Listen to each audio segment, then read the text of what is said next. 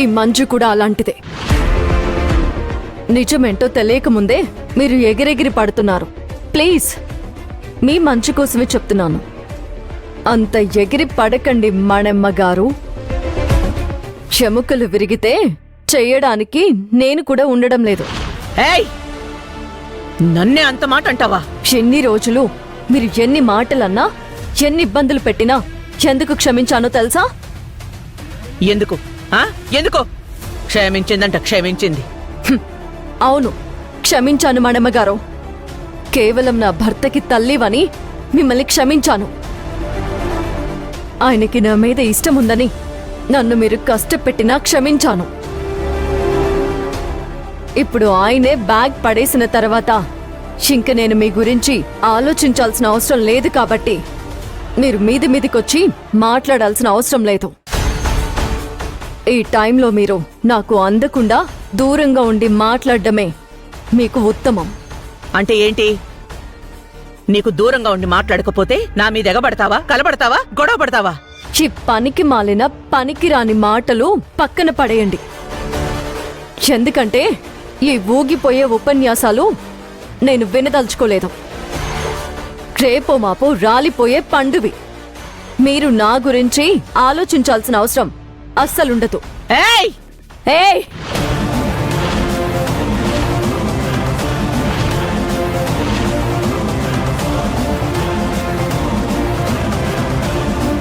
తగ్గండి మణమ్మగారు.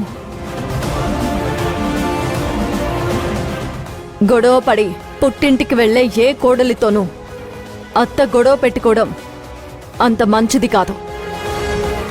అత్తవైనా అమ్మవి అనుకున్నాను, అయిన వాళ్ళంటే మీరే అనుకున్నాను.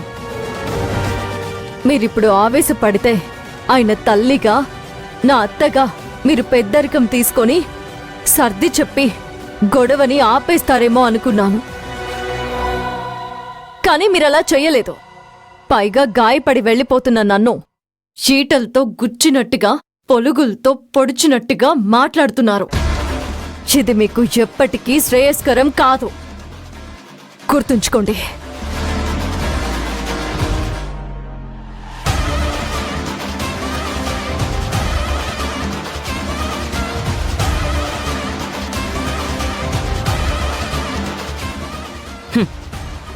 ఆ బాధంటే ఏంటో నీకు తెలిసింది. అది చాలు. ఓడిపోయిన బాధలో నువ్వున్నావు, గెలిచిన ఆనందంలో నేనున్నాను. వచ్చే సంక్రాంతి నాకు మర్చిపోలేని సంక్రాంతి అవుతుంది.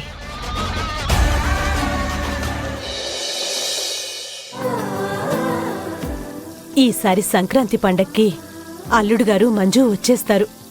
వాళ్ళకి ఈ సంక్రాంతి కొత్త జీవితాన్ని ఇవ్వాలి. నా కూతురు బంగారం, అల్లుడు బంగారమే. ఇద్దరి మీద ఎవరి కళ్ళు పడ్డాయో గాని వాళ్ల మధ్యన అప్పుడప్పుడు పెద్ద గొడవలే జరిగాయి. ఈ పండగకి వాళ్ళు నా కళ్ల ముందే ఉండాలి.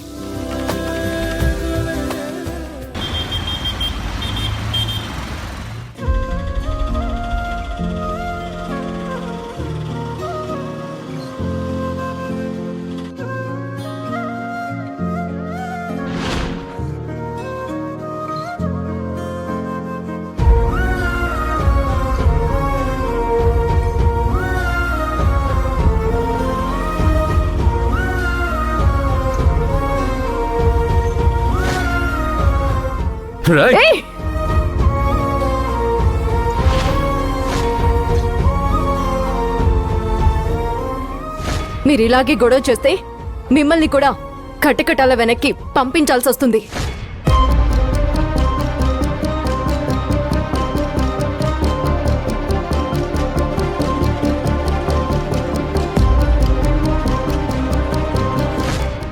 ఎప్పుడైతే నువ్వు మినిస్టర్ని అవమానించావో, ఎప్పుడైతే నన్ను సెల్లో పెడతానని అవమానించావో, అప్పుడే నీకు ఈ ఇంట్లో స్థానం లేదు.